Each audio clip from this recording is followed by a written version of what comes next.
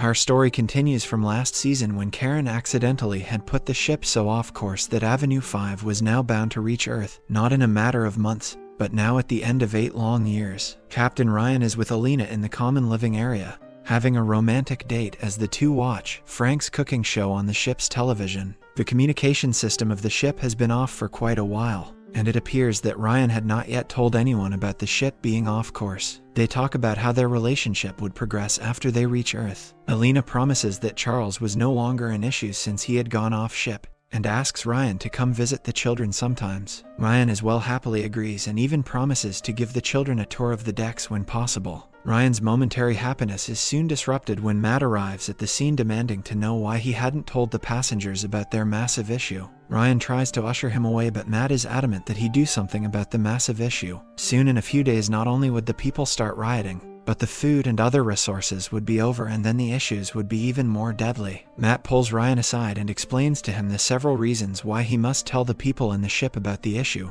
but Ryan refuses to open his mouth. He is adamant that until Rav comes up with some solution about the food, he won't be telling anyone anything. Just then Rav arrives. She had come up with a solution for the entire deck and needed the board members to come and listen to, and hopefully greenlight it. Judd, the owner of the ship, is in the dining area with Mads acting like he has no idea about the issue at all. He thinks perhaps pretending to not know would make him a victim, and he could shift all the blame to Ryan. When Billy arrives to call him for the board meeting, he pretends as if he doesn't even know where the boardroom is. Billy has to lie and tell HM that it's good news to make him rush to the room. In the boardroom, Rav explains that the situation they were in was dire. The eels in their secretion that was helping them with the food was not going to last everyone for the next 4 weeks, let alone the next 8 years. So she had come up with a plan to separate the passengers into 3 distinct groups. The guaranteed, who would be less in number and be enough to get enough food to last the whole duration. The destiny people, who would be locked in the lower half of the ship to fend for themselves and believe in destiny. And finally the pioneers, who would die. Everyone thinks it's a terrible idea, especially Ryan, who cannot allow such a horrendous thing to happen under his command.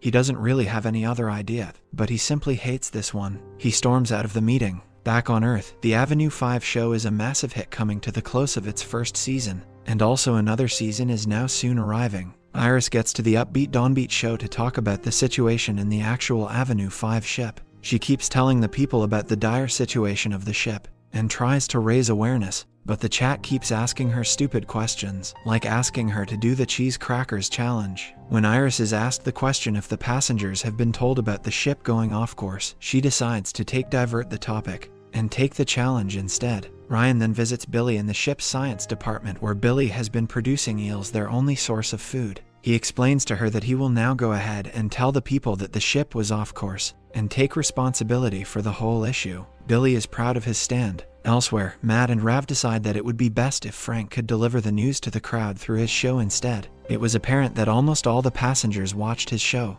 and it would be easy for them to reach everyone through a familiar face. They head to Frank's room and find him and Karen arguing. Apparently, Frank had restrained Karen and hadn't allowed Karen to leave the room in a long time, claiming that the people outside were pissed that she had made the ship go off course. Ryan is about to make the decision, but just then Matt arrives and informs him that Karen was freaking out. He has to deal with that problem first. As Ryan and Matt race back to Frank's room, they meet Alina and her kids, and since Ryan is in the middle of something, he asks Spike to give the kids a tour of the ship. Back on Earth, Iris heads back to Mission Control and finds governmental agents have taken control of her office. They also know that she and Jed are the ones who had stopped the comms at the ship, and will be putting the ship's communications back on. Iris quickly rushes to the bathroom and calls Jed to inform him of the situation. Accidentally, however, this ends up revealing the secret to a bunch of passengers just at the same time that Spike arrives at the same place with the kids and Alina. Spike awkwardly takes them away and to Billy's lab. There the children accidentally end up clicking some strange button, and now the ship was not only locked to head to Earth in 8 years, but a path was also locked towards the nearest sun itself. Billy ushers the kids away and races to tell Ryan the issues. Ryan, on the other hand, is about to announce to the whole ship about the 8 years off-course issue, when he suddenly is stopped by Bill, and instead she accidentally reveals the ship is heading for the sun, ensuing a larger scale of panic all around the ship. The board members gather in the room as the passengers run around in a panicked frenzy. Billy explains that the ship was heading towards the sun and would be moving nearby it, and could probably kill everyone else. The ship was insulated, however, so if they could move everyone to the rear end of the ship, they could perhaps hope they would survive the crisis. The board is surprisingly calm, all except Judd, who refuses to die in such a state. Everyone then gets together to gather the people to the safe end of the ship. Ryan races to Alina's room first, and is irritated and surprised to see that Charles still lives with Alina. He and Charles don't get along too much, but there isn't much time to discuss their issues as he rushes the family towards the ship's safer end. Then he head room to room, making sure every passenger was heading out of the room as well. Matt and Ryan even manage to find one guy who thinks he is too cool to be burned by the sun. Ryan threatens him with a fire extinguisher, and thankfully convinces him to head to the safe end of the ship as well. Billy is still busy trying to find a better area for them so that they all can survive when she remembers that the eels could never survive this temperature, and needed to be taken to the safe end of the ship as well. The members at the lab then start transporting the eels one by one using buckets. The story also reaches back on Earth, and Iris is back on the upbeat downbeat show. This time she also finds another girl named Zara who claims to be the sister of Sarah, a person who died on the ship. At this point, Iris knows that this show could never get the awareness they needed, so she instead uses the money she has to buy the Avenue 5 TV series. After transporting the eels, Billy had also found a tunnel that had a temperature of around 12 degrees less than the outside temperature, and that was their best hope. However, it could only fit 300 people, and the eels needed to be there as well, so this would mean a big issue. They decide to let in women, children, and important staff inside the tunnel. However, as soon as Ryan announces this, the entire ship races to the tunnel entrance. Everyone wants to enter the tunnel and have a chance at surviving the sun's wrath, but it's not possible. Karen and Frank arrive at the scene as well, only for Frank to enter the tunnel but her to be left behind. Matt decides to stay back and Judd arrogantly heads in, leaving Mads, his best friend, outside to die. Ryan wants to take Alina and the kids inside with him but accidentally pulls Charles inside the tunnel instead. Soon, the closest point to the sun arrives and the ones outside hope, and are rallied by Matt to give it their best, while inside Billy and Ryan monitor the heat. Soon Billy notices the temperature going down. They had survived. Ryan reluctantly opens the door, hoping nay praying that the outside wasn't filled with dead bodies. Thankfully, the passengers outside had survived as well. Somehow they managed to water down the situation. Only Mads is pissed at Judd, but the Sly Man manages to manipulate Mads into believing that he made Mads save his best friend, which was Judd.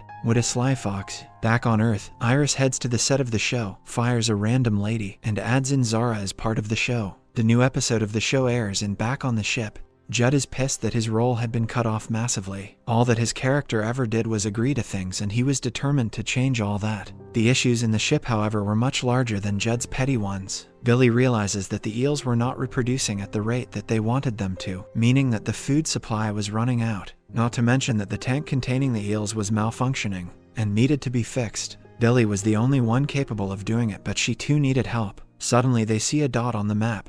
Their ship was heading to a military space station. They quickly make contact, and first Matt, Ryan, and Billy head to check the station out. They are greeted by really warm people who offer them food and company. The place seems to be really well organized, and so Ryan decides to call in all of his other friends of the board into the station as well. Billy finds a guy named Lyle who is a physicist and can help them with the tank. The guy is also someone with similar interests with Spike, and the two end up forming a sort of bond. Frank and Karen also arrive at the station, and Karen is still slatey about the fact that Frank had trapped her. She refuses to give him attention and keeps taunting him. When Frank finds a guy named Nathan, he invites him to be part of his cooking show and takes him back to Avenue 5. Judd, who is desperate for some screen time, follows them. Back at the station, Rav soon finds out that the place was actually a space prison for the most heinous of criminals. The warm lady who was in charge of the place was a dog abuser and had sexually assaulted 9 dogs. The other lady was murdered, killed her mom and dad, and used their body parts to kill others. The physicist Lyle was actually a pedophile,